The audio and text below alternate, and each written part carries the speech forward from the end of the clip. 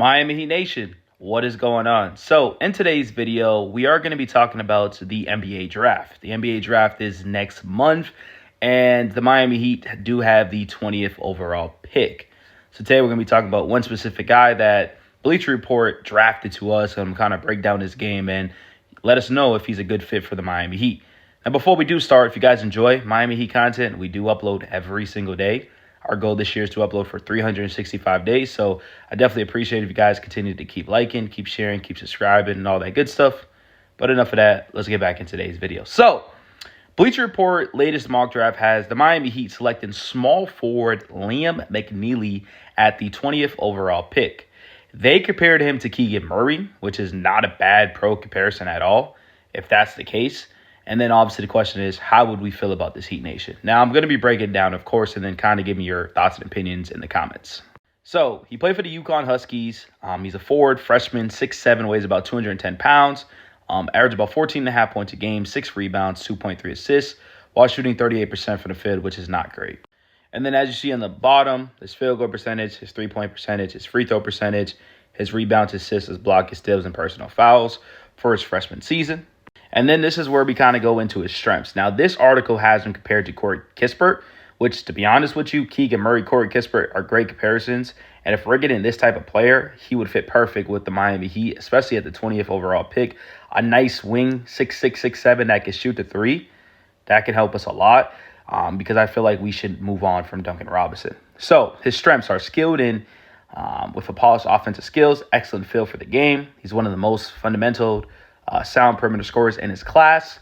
He excels at playing within the flow of the offense, making smart reads, exploiting defensive mistakes. His shooting is his most defining strength. And if that's the case, that would be excellent for us. A younger guy that can shoot.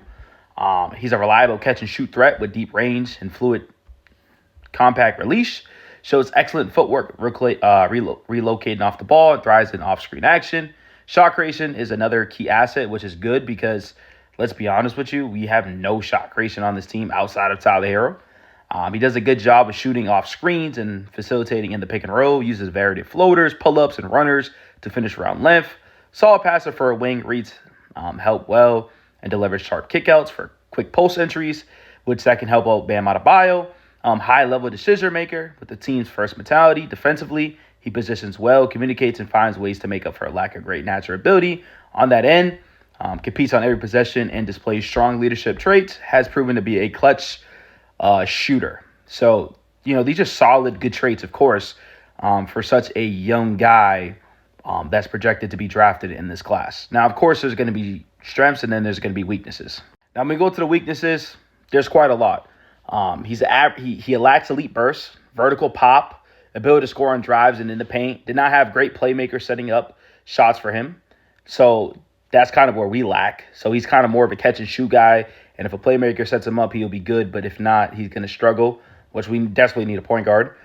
His shooting percentage dipped as the season wore on. The competition level rose. He finished off the season 11 for 44, which is 25% from the three-point line, which is awful. His spot-up numbers suffered as a consequence of his shooting woes. Definitely, while solid fundamentally, he struggles guarding quick twitch scorers in space. Foot speed affects his lateral ability defensively. He needs to get stronger physically to handle NBA-level contact and hold position on drives. Not a high-volume isolation score. So, as you see, they're real concerns. Like, these are really, really concerns for a player like this. But at the end of the day, you're drafting somebody at the 20th overall pick. If he had all these strengths and no weaknesses, of course, he's going to be the number one guy. We're not in that position. So, we can't just be picking and choosing. You know what I mean? So, I'm solid with Liam McNeely if he does drop to the Miami Heat. But his final outlook is, projects as a reliable, smart, and fundamental sound wing who could contribute as a shooting specialist at the next level and potentially grow into something more. Known for his, how he handles his professionalism, basketball IQ, and polished skill set. His underrated shooting, good feel, and versatile passion should allow him to thrive offensively as a floor spacer. We desperately need that. He may not project as a star. Of course, when you're drafted the 20th overall pick, you're not projected to be a star. He could potentially be a level wing player. I'm fine with that. If he continues to develop his frame, become more confident off the dribble, and improve his defensive abilities, has upside to be a long-term player in the right system. He fits, with a creator as a space wing. So this is kind of the outlook of Liam McNeely. Once again, let me know in the comment sections what do you guys think about him, and do you guys think the Miami Heat should draft him?